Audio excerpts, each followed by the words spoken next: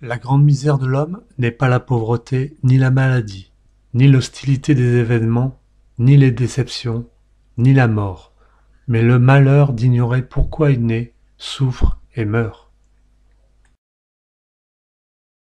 L'homme à plaindre, c'est celui qui ne sait pas où va la vie, ni pourquoi il souffre, ni comment il faut souffrir. Celui qui demeure esclave de ses passions et de ce qu'il nomme la fatalité. Dans la conduite de la vie, l'essentiel est de connaître sa direction et de s'y tenir. On peut avoir atteint la limpidité du cristal, ou posséder la transparence du diamant, mais cela ne sert de rien dans l'obscurité. Il faut la lumière pour donner forme et vie au cristal comme au diamant, comme à tout ce qui existe. Heureuses les âmes qui ont le don de découvrir le côté lumineux de toute chose. La douleur est toujours une lumière ou pour soi ou pour les autres. Le beau et le mauvais temps ont tous deux quelque chose à nous révéler. La santé et l'infirmité, les sots et les gens d'esprit, les importuns et les amis sont des messagers de lumière et des porteurs de grâce. Ne prends pas de résolution la nuit, ou dans les ténèbres du cafard. Attends d'être dans un climat d'amour, de paix et de joie, c'est-à-dire dans la présence de l'Esprit Saint.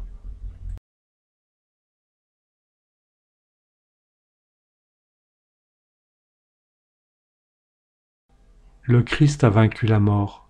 À tous ceux qui cherchent, il apporte l'espérance. À tous ceux qui croient en lui, il apporte la vie. Le Christ dit « Suivez-moi » et celui qui n'est pas avec lui est contre lui.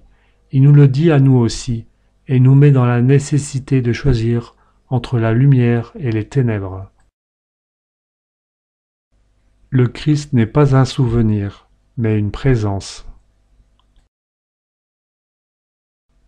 Comme le bateau, notre vie doit être solidement et constamment amarrée au Christ, qui nous sauvera à l'heure des faiblesses, des passions, des épreuves. Le Christ est tout ce que tu cherches, la beauté et la bonté, la vérité et l'amour, et il t'attend depuis toujours dans ton cœur. Un jour, j'ai réalisé que Jésus-Christ était mort pour moi personnellement. Dieu est mort pour moi et c'est le secret de son amour, qu'il soit tout entier à chacun de nous, comme si chacun de nous comptait tout seul pour lui. Le Christ est le pont, l'unique pont qui va de la terre au ciel. En dehors, c'est l'abîme. Le Christ est une personne qu'on aime et non une philosophie qu'on discute. Vous m'appelez maître, et vous ne m'interrogez pas. Vous m'appelez votre lumière, et vous ne me voyez pas. Vous m'appelez la vérité, et vous ne me croyez pas. Vous m'appelez la voie, et vous ne me suivez pas. Vous m'appelez la vie, et vous ne me désirez pas.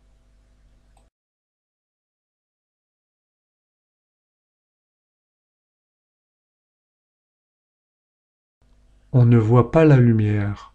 On voit des objets éclairés, mais leur vue nous fait croire à la lumière. De même, on ne voit pas Dieu, on voit le monde et sa vue nous fait croire à Dieu.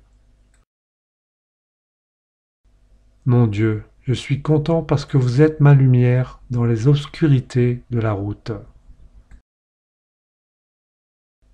Nul homme n'est plus vraiment seul depuis la première nuit de Noël. Ce qui est beau et nous rend forts, c'est la certitude que nos cœurs recèlent une lumière que Dieu lui-même est venu allumer sur terre il y a 2000 ans, et qui a brûlé et qui continue de brûler en tous ceux qui aiment vraiment. C'est là toute la raison de notre joie. Dans la nuit qui m'environne, la lumière de la divine présence brille d'un plus vif éclat. Dieu me regarde avec plus de tendresse, parce que je ne peux plus voir que lui. Quand la tempête se déchaîne en mon cœur, fais briller, Seigneur, ta lumière et demeure avec moi pour me rendre fort. Même quand il fait minuit dans l'âme, il faut croire au jour. Tu as vu clair au moment de te mettre en route. Ne reviens pas sur tes pas. Maintenant que tu n'y vois plus, mais tu as vu.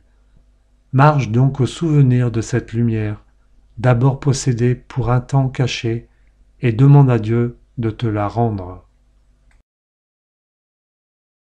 Ce n'est pas la faute de la lumière, si nos yeux refusent de la recevoir.